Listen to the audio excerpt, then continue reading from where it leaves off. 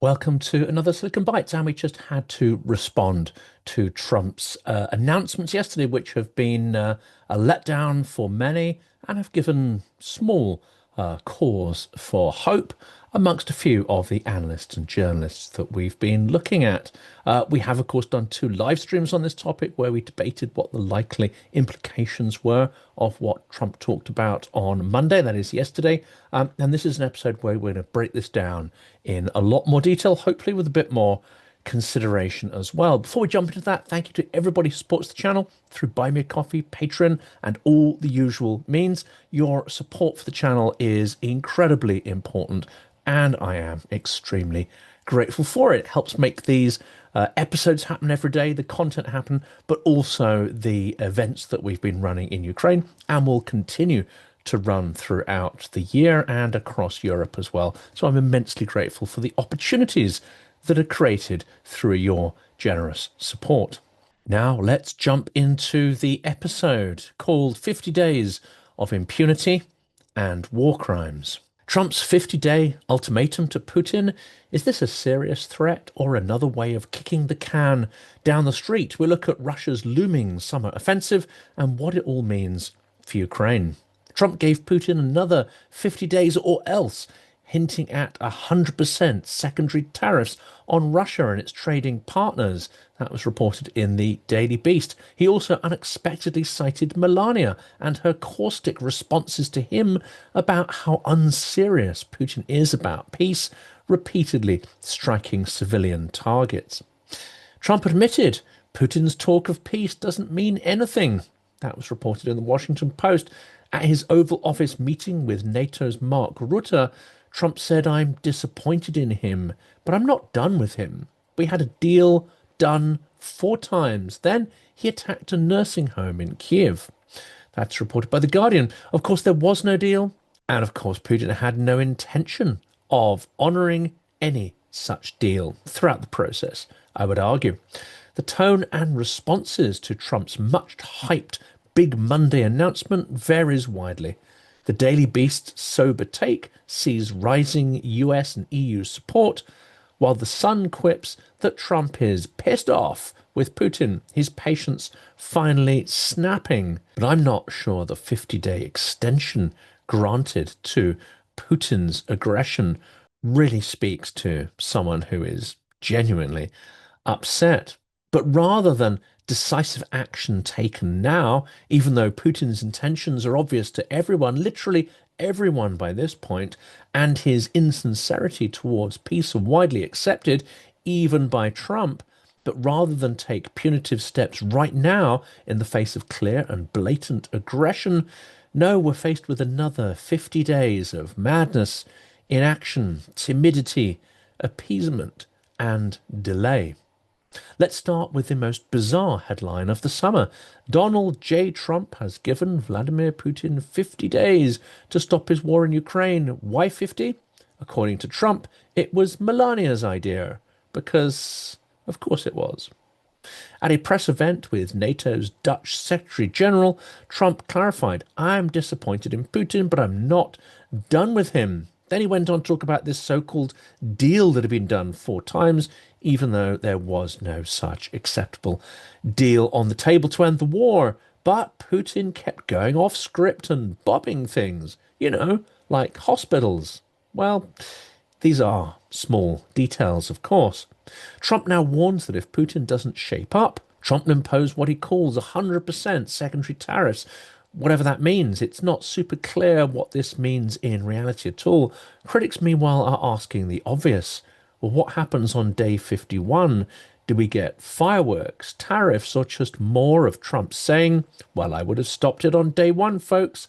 Believe me, this is Biden's war, a Democrat war, not mine. I've only recently engaged with the issue, so you can't expect miracles from me." But is it the fact that Putin told Trump about his 2-month summer offensive 10 days ago, and that 10 days plus 50 amounts to, well, exactly the time that Putin thinks that he needs to take all of Ukraine? And what has this 60-day coincidence got to do with Rasputitsa or mud season beginning in September in Ukraine? Trump's 50-day ultimatum ends right about the time that the Russian military needs to wrap up its summer offensive before Rasputitsa, the infamous Ukrainian mud season, which turns tanks from being mobile death machines into, well, little more than garden ornaments or even large fridges when the temperatures drop. Observers note that Putin has 60 days to scale up before Rasputitsa, the infamous mud season that bogs down mechanized warfare in this part of the world, as reported by Wikipedia. Rutte warns Russia will intensify operations to gain bargaining leverage. With Trump's 50-day clock ticking, it aligns uncannily with Russia's window, creating geopolitical suspense for the next 2 months. Military analysts have pointed out that Putin is now racing against two clocks, the weather and now Trump's ticking clock. Russian forces are massed on multiple fronts, up to 700,000 troops, waves of Shahed drones, and a terrifying number of glide bombs. And as always, the tactics are straight from the meat grinder manual: frontal assaults, human waves, and indiscriminate artillery fire. This isn't just battlefield pressure, it is psychological warfare as well. Every missile that hits a Ukrainian city says, "We're still here and we're not done." Now, Putin has a 50-day period of impunity and terror to continue the indiscriminate slaughter and industrial scale of Russia's war crimes. Putin aims to take as much as possible as fast as possible before either the weather or politics bog him down. Trump understands this and yet is clearly giving him the space to do that, to carry on. The FT's Rachman review reveals that 700,000 Russian troops are staged, probing key towns like Kramatorsk. Atlantic Council flags this could be the deadliest summer, with 160,000 casualties in early 2025, relying on frontal assaults supported by drones and glide bombs. By the end of the year, it may be considerably more than that. The Eurasian Daily Monitor reports mobilization falls short, forcing Russia to rely on offensive strikes to pressure Ukraine into capitulation. That is from Jamestown. What makes this summer's escalation particularly chilling is who Russia is targeting. On June 29th alone, Russia launched 537 air weapons at Ukraine. Drones, missiles, everything in its armory. The deadliest day so far in terms of aerial attacks. And they're not hitting barracks or bunkers.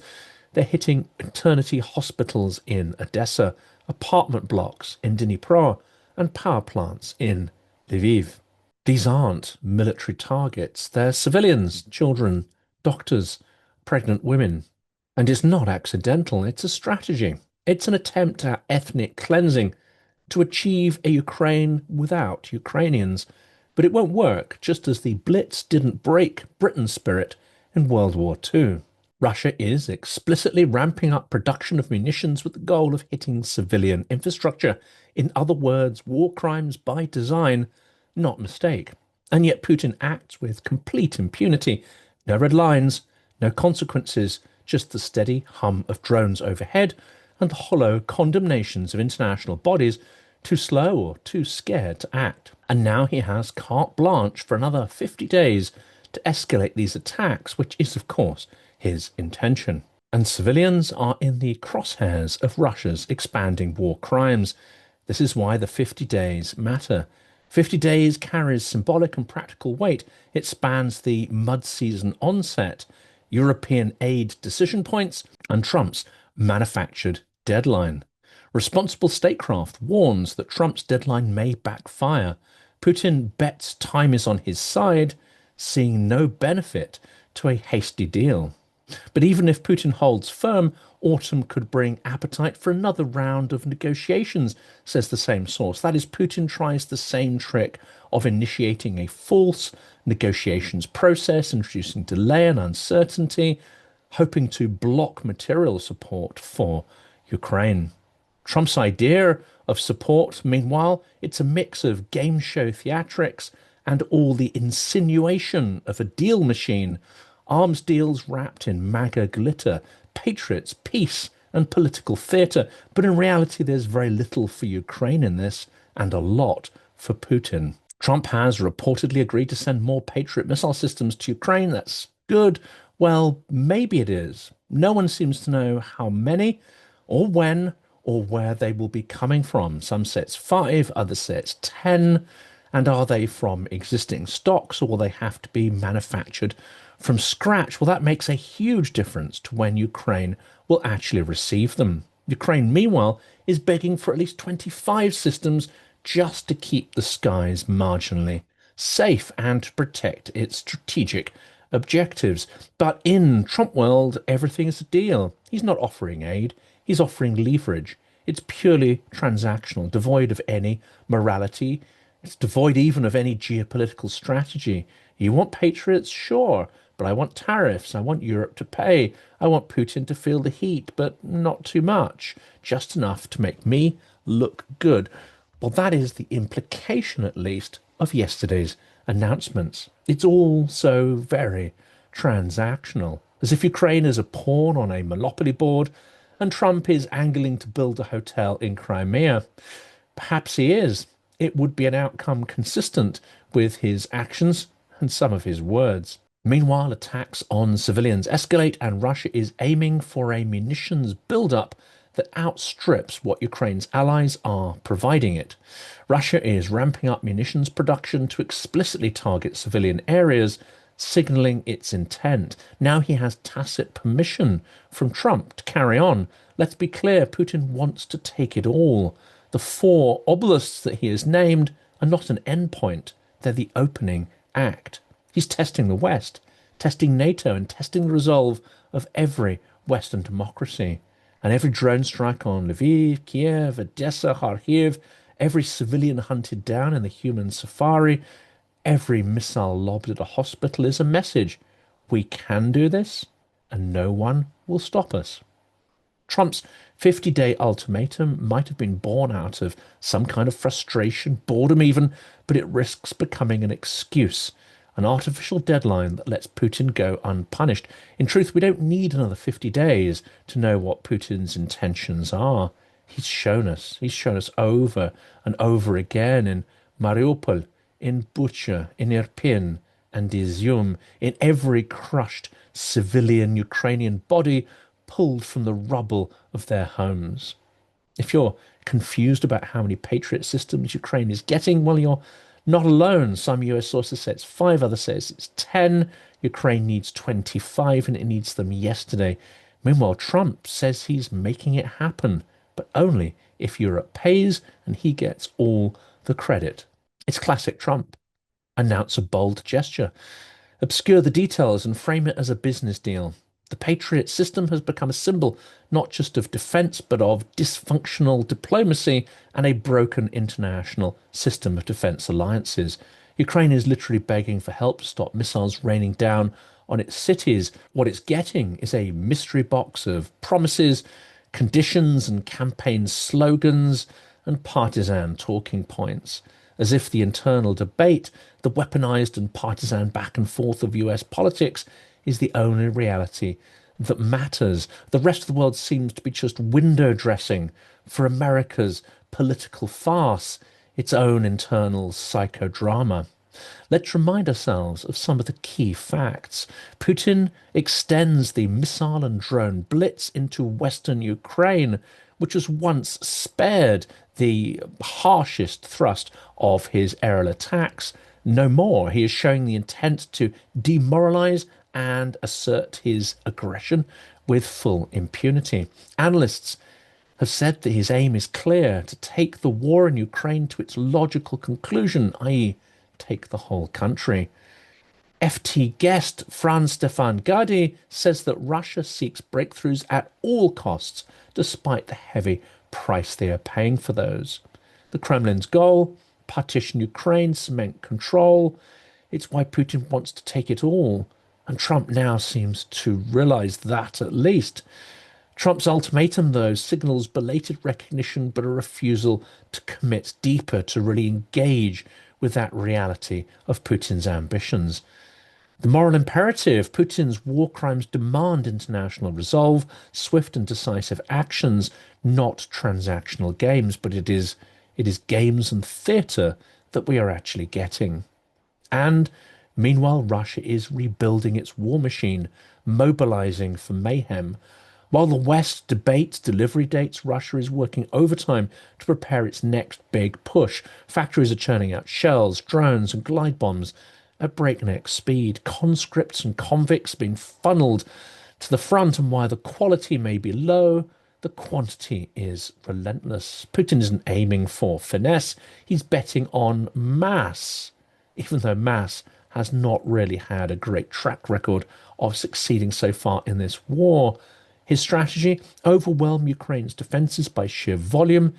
It's not clever, it's not new, it probably won't work, but even so, it will still cause considerable pressure and pain within Ukraine, even if they are able to resist the thrust of Putin's aggression.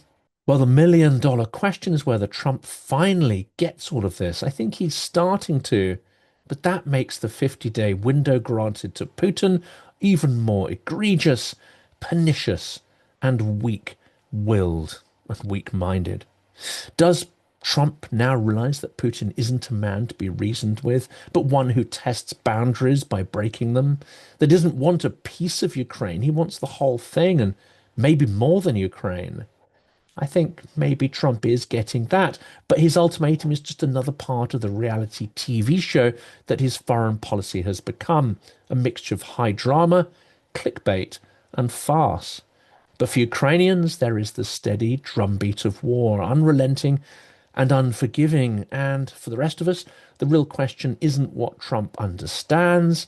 It isn't even what Trump is going to do or not do on day 51. It's what we're going to do about it now. Because it seems that Trump is going to do very little that has an impact, very little that really matters. So we need to take the onus and the responsibility back to ourselves in the Western democracies. But Putin also needs this 2-month window because, let's be honest, his management of the war and the economy is not going well. Russia is dragging out its manpower and materiel, dragging it from the public sector amid recruitment shortfalls, potentially dragging it from the border staff as well to be replaced by North Korean combat troops. Munitions output is prioritized over any kind of civilian production in Russia. And indeed, that munitions output is expressly created to fuel Moscow's civilian targeted campaigns against Ukraine. It's not even necessarily for the front, it's not even for real war objectives, it's to terrorize civilians. Well, tighter mobilization in Russia reflects the absolute desperation on the part of Putin to achieve something by the time these ticking clocks have reached their deadlines. And of course, Putin's chosen strategy is to do it through quantity, not quality. His strategy is clear: crush Ukraine before the winter. Trump's 50-day deadline may signal resolve, or it may lead to more brinksmanship. But if you're still waiting to see what happens on day 51 after Trump's 50-day window has expired, maybe ask yourself, well, what have we seen on days 1 through 50? Because it's likely that by day 51, we will just be getting more of the same, a big, fat nothing burger.